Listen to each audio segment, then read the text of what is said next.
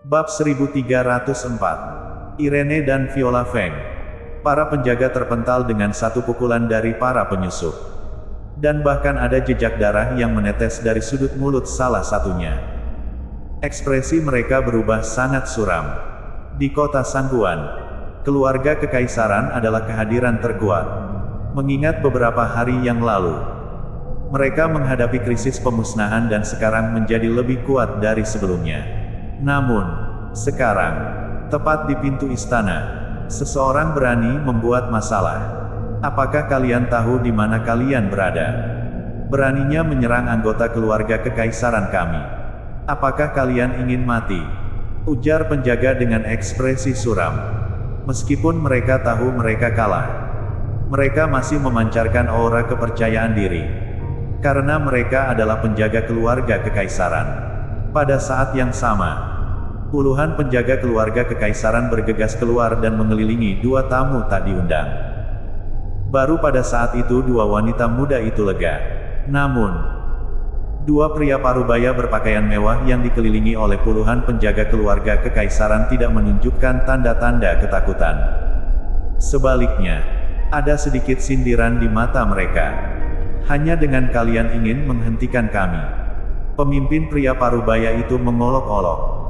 Ia melepaskan aura bela diri yang mengerikan dari tubuh yang menyebabkan para penjaga ketakutan. Pria parubaya lainnya juga melepaskan aura bela diri mereka. Para penjaga keluarga kekaisaran merasa ada gunung raksasa yang diletakkan di pundak mereka dan hasrat membunuh yang menakutkan membuat menggigil tulang belulang mereka. Setengah langkah ke alam transenden, ujar salah satu penjaga alam Dewa Puncak dengan ekspresi yang sangat tidak menyenangkan. Sepanjang kota Sangguan, mereka yang berada di setengah langkah ke alam transenden berada di puncaknya. Tetapi sekarang, tiba-tiba muncul dua master setengah langkah ke alam transenden. Bisa dibayangkan betapa terkejutnya para penjaga ini. Siapa kalian? Tanya pemimpin penjaga alam Dewa Puncak dengan ekspresi serius. Kamu tidak pantas tahu siapa kami. Kamu hanya perlu memahami satu hal. Bahkan jika Kaisar Sangguanmu datang, dia harus tunduk kepada kami. Cepat pergi. Kami hanya ingin membawa dua wanita ini. Ujar pemimpin itu dengan bangga. Apa yang dia katakan semakin mengejutkan para penjaga keluarga kekaisaran. Mereka sangat kuat dan berani mengucapkan kata-kata sombong seperti itu di gerbang istana kekaisaran. Terlihat jelas sangat percaya diri. Selain keluarga seni bela diri legendaris yang tertutup yang bisa bersanding dengan keluarga kekaisaran, sepertinya hanya ada dua keluarga kekaisaran legendaris. Master dari keluarga seni bela diri legendaris pada dasarnya tidak akan pernah keluar. Yang artinya kedua orang tersebut kemungkinan besar berasal dari keluarga kekaisaran legendaris. Apakah kamu dari keluarga kekaisaran legendaris? Tanya pemimpin penjaga. Kedua pria berpakaian mewah itu tidak menjawab pertanyaan ini. Sebaliknya berkata dengan dingin, "Kuberi kalian 10 detik. Pergi atau pura-pura tidak tahu apa yang terjadi. Atau kami akan membunuh kalian semua dan membawa dua wanita itu bersama kami." Ketika kata-kata itu diucapkan, tekanan bela diri yang mengerikan menyelimuti pintu masuk istana Kaisar Sangguan, yang menyebabkan para penjaga keluarga kekaisaran hampir sesak nafas. Di hadapan penjaga semacam ini, tekanannya sangat besar, terutama karena pemimpin mereka, Kaisar Sangguan, hanya berada di setengah langkah ke alam transenden. Kedua wanita muda juga menyadari situasinya. Kedua pria berpakaian mewah yang mencoba membawa mereka mungkin memiliki latar belakang yang lebih kuat daripada keluarga kekaisaran. Keputusasaan memenuhi wajah kedua wanita itu. Saat detik ke-10 mendekat, gadis muda itu melangkah maju. Matanya menatap pemimpin pria berpakaian mewah. "Aku yang membuat ramuan sebelumnya dan itu tidak ada hubungannya dengan kakakku. Selama kalian bersedia melepaskan kakakku, aku bersedia pergi bersama kalian." Setelah mendengar ucapan gadis itu, kedua pria berpakaian mewah terkejut. Tetapi segera, ekspresi mereka terlihat meremehkan. Salah satu dari mereka mengolok-olok. "Gadis kecil, Jangan pernah berpikir untuk menipu kami. Para ahli yang bisa membuat ramuan sudah lama punah. Bagaimana mungkin kamu bisa membuat ramuan? Jika kalian memiliki ramuan lain untuk dijual, pasti ada ramuan lain yang kalian bawa. Jika kalian memberitahu kami dari mana kalian mendapatkan ramuan-ramuan itu, kami bisa membiarkan kalian pergi. Tidak seorang pun menyangka dua pria berpakaian serba hitam ini membawa pergi kedua wanita karena wanita-wanita itu memiliki obat-obatan di tangan mereka. Pada saat ini, bahkan penjaga-penjaga keluarga kekaisaran terkejut. Mereka menganggap obat-obatan ini seperti mitos. Seperti yang diucapkan oleh pria berpakaian serba hitam, bahwa para ahli yang bisa membuat obat-obatan sudah punah dalam dunia ini. Bagaimana dua wanita muda seperti mereka bisa membuat obat-obatan? Namun, salah satu wanita muda itu segera panik dan berkata, "Para paman, apa yang aku katakan itu benar. Obat-obatan yang kami jual sebelumnya adalah hasil kreasiku sendiri. Jika kamu tidak percaya, aku bisa membuatnya di hadapanmu." Ketika wanita muda tersebut berbicara, raut wajah dua pria berpakaian serba hitam menjadi serius dan sikap meremehkan mereka menghilang. Wajah wanita muda tersebut tidak seperti berbohong. Apakah mungkin dia membuat obat-obatan itu? Tapi, dia terlalu muda, kan? Selain itu, para ahli pembuat obat-obatan telah punah berabad-abad yang lalu. Dan obat-obatan yang ada saat ini adalah hasil dari karya para ahli pembuat obat-obatan berabad-abad yang lalu. Jika wanita ini benar-benar bisa membuat obat-obatan, maka dunia ini akan menjadi gempar. Apakah kamu pikir kami mudah tertipu? Setelah dua pria berpakaian serba hitam saling menatap, pria yang memimpin segera marah dan melangkah cepat ke depan wanita tersebut. Wanita itu hampir berbicara. Tetapi pria berpakaian serba hitam tersebut langsung menjatuhkan wanita itu. "Viola!" teriak wanita lainnya terkejut. "Pergi!" Pria berpakaian serba hitam yang telah menjatuhkan Viola segera menggendongnya dan pergi. Sementara pria berpakaian serba hitam yang lain mengikutinya. Dalam beberapa detik, keduanya menghilang. Para penjaga di pintu masuk hanya terdiam. "Jerry Yang, cepatlah keluar. Viola Feng dibawa pergi." Wanita muda yang menggendong bayi laki-laki dengan mata berair berteriak ke dalam istana. Wanita muda yang dibawa pergi bukan lain adalah Viola Feng. Dan wanita yang memegang bayi laki-laki adalah Irene. Setelah Jerry yang pergi menghadang Yuna Wu di Ningxu, ia memerintahkan keluarganya untuk meninggalkan kota Yan. Namun, pertempuran itu menarik perhatian Profesor Black dan Jerry yang hampir tewas dalam pertempuran tersebut. Meskipun ia selamat, ia kehilangan ingatannya. Sementara itu, Charles Ma mencari Jerry yang sendirian di Ningxu. Tetapi akhirnya diculik oleh keluarga kekaisaran Feng. Dan Irene masih tidak tahu keberadaan Charles Ma. Jika bukan karena peristiwa 3 hari yang lalu di kota Sangguan yang telah menyebar ke seluruh Kyushu, Irene dan Viola Feng mungkin tidak akan mengetahui bahwa Jerry yang sekarang ada di keluarga kekaisaran Sangguan. Bersambung.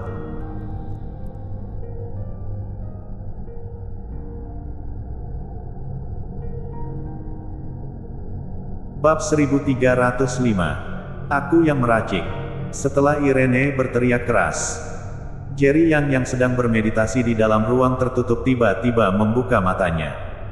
"Tuan Yang, di luar ada 2 orang yang mengaku sebagai temanmu." Kaisar Sangguan baru saja sampai di pintu ruang tertutup itu. Hanya saja sebelum kata-katanya selesai Jerry yang tiba-tiba menghilang. Ia merasakan aura membunuh yang kuat dari Jerry Yang. Dan Kaisar Sangguan tampak ketakutan. Istana ini sangat besar dan ketika penjaga memberitahu dia tentang apa yang terjadi di pintu, semuanya sudah terlambat. "Henny," Tuan yang tampak marah. "Apa yang harus kita lakukan?" tanya Kaisar Sangguan melihat Henny Sangguan di sebelahnya dengan khawatir. Henny Sangguan menggelengkan kepala sedikit dan wajahnya penuh kekhawatiran. "2 wanita di luar sana pasti orang yang sangat penting bagi Tuan Yang.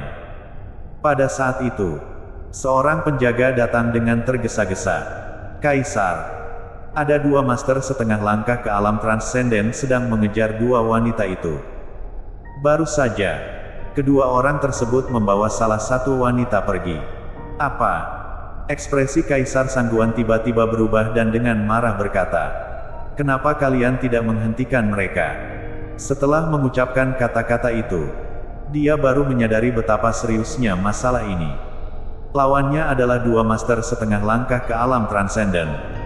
Dan bagaimana mungkin penjaga keluarga kekaisaran menghentikan mereka? Penjaga tersebut tampak sangat panik dan tidak tahu harus berkata apa. Heni Sangguan akhirnya berbicara. "Kamu pergi dulu." Setelah penjaga pergi, Heni Sangguan berkata dengan serius. Tampaknya tuan yang sangat marah. Sepertinya seseorang telah membawa pergi temannya. Tapi, siapa mereka dan bagaimana mungkin dua master setengah langkah ke alam transenden tiba-tiba muncul dan membawa pergi seorang wanita? Terutama wanita yang memiliki hubungan dengan Tuan Yang. Kaisar Sangguan langsung memberikan perintah. "Beritahu semuanya. Blokir kota Sangguan. Pastikan kalian menemukan kedua orang itu untukku." Setelah itu, dia melihat Heni Sangguan. "Heni, teman Tuan yang dibawa pergi oleh seseorang di keluarga kekaisaran kita. Aku khawatir hal ini akan membuat Tuan yang marah kepada kita." Heni Sangguan menggelengkan kepala. "Kakek tenang saja. Tuan yang bukan tipe orang seperti itu. Yang terpenting sekarang adalah mencari cara untuk menemukan kedua master setengah langkah ke alam transenden itu." Baiklah. Ketika mereka berdua mencoba menebak siapa kedua master setengah langkah ke alam transenden itu, Jerry yang sudah muncul di depan pintu istana. "Kak Ai." Melihat Irene yang tampak lelah, kemarahan Jerry yang seketika memuncak. Menurut ingatannya, Irene adalah seorang wanita yang sangat modis. Tapi sekarang, dia tampak sangat lelah dan pakaian yang dikenakannya jelas sudah lama tidak diganti. Nampaknya Irene telah mengalami masalah besar sehingga berubah menjadi seperti ini. Jerry Yang. Irene langsung menangis ketika melihat Jerry Yang. "Cepat, pergilah selamatkan Viola. Dia dibawa pergi oleh seseorang." "Baik." Jerry yang tidak punya waktu untuk bersantai. Dia langsung menghilang dari tempat itu. Sementara suara guntur bergema seperti badai menggema di istana. "Kaisar, tolong jaga teman baikku." Ketika semua orang sadar, Jerry yang sudah pergi. Sementara itu, di sebuah hotel mewah di kota Kaisar, dua pria berpakaian rapi membawa seorang wanita muda ke suite royal di lantai atas. Suite royal adalah salah satu kamar paling mewah di hotel paling mewah di kota Kaisar. Dengan pemandangan luar biasa dari seluruh kota, ruang tamu dikelilingi oleh kaca temperet melengkung, menghadap pemandangan menakjubkan seluruh kota Kaisar. Saat ini, seorang pemuda duduk di kursi goyang di tepi jendela dan matahari menyinari dirinya yang duduk dengan nyaman. "Yang mulia, kami membawa wanita itu." Kedua pria berpakaian rapi membawa Viola Feng yang pingsan. Mendengar kata-kata pria berpakaian rapi, pemuda itu baru membuka mata. Wajahnya penuh kebingungan. Matanya tertuju pada Viola Feng dan kemudian mengernyitkan kening. "Aku menyuruhmu mencari ramuan. Kenapa kalian membawa seorang wanita?" Pemuda itu berbicara dengan nada dingin. "Apakah kalian tidak tahu bahwa aku menjauhi hubungan dengan wanita?" Kedua pria berpakaian rapi gemetar. Yang paling senior di antara mereka mengelap keringat dingin dari dahinya. Lalu segera menjelaskan, "Yang mulia, kami membawa wanita ini kembali karena dia mungkin bisa membantu kita meracik ramuan." Wajah pemuda semakin gelap. "Theo Wu, apakah kamu pikir aku bodoh?" Tiba-tiba, aura seni bela diri alam dewa tahap akhir menyelimuti pemuda tersebut. Dia terlihat berusia sekitar 30 tahun. Tetapi kekuatannya telah mencapai alam dewa tahap akhir. Bakat bela diri seperti ini adalah yang paling unggul di seluruh Kyushu. Namun, saat ini, dua pria yang jauh lebih kuat darinya terlihat cemas dan segera berlutut. "Yang mulia, Yang sebelumnya menjual 10 butir pil ini adalah wanita ini. Kami baru saja menemukannya dengan susah payah dan berencana untuk mencari lebih banyak pil darinya. Tetapi dia mengatakan semua pil itu dia buat sendiri. Jadi kami memutuskan untuk membawanya ke sini. Tidak peduli dia bisa membuat pil atau tidak. Setidaknya kami dapat melacak pil-pil tersebut. Jelas kedua pria tersebut. Sebenarnya, ketika Viola Feng mengatakan bahwa dia yang membuat pil itu sendiri, mereka sudah percaya padanya. Mereka bahkan memukul Viola Feng pingsan di depan umum untuk menunjukkan ketidakpercayaan mereka dan untuk menghindari terkuaknya kemampuan Viola Feng dalam pembuatan pil. Namun, mereka tidak berani melakukan hal serupa di depan pemuda ini. Setelah mendengarkan penjelasan mereka, pemuda tersebut merasa lebih tenang dan berkata, "Bangunkan wanita ini dan periksa pil yang dia jual. Dari mana asalnya?" "Baik." Viola Feng segera sadar dari pingsannya dan segera melihat pemuda yang duduk di kursi goyang. "Di mana ini?" Viola Feng bingung sejenak dan penuh kepanikan. Dia kemudian perlahan-lahan mengingat apa yang baru saja terjadi. Pria yang setengah langkah ke alam transenden, Teo Wu, tiba-tiba mendekatinya dan berkata, "Pil-pil yang kamu jual, dari mana kamu mendapatkannya? Segera katakan atau aku akan menarikmu keluar dari jendela ini." Teo Wu terlihat galak dan Viola Feng hampir menangis. Dia dibesarkan oleh kakeknya di desa sejak kecil dan baru mulai berinteraksi dengan orang luar setelah Jerry yang membawanya ke kota Yan. Kapan dia pernah menghadapi situasi seperti ini? Tubuhnya terus-menerus mundur hingga mendekati jendela dan terkejut saat melihat seberapa tinggi tempatnya berada.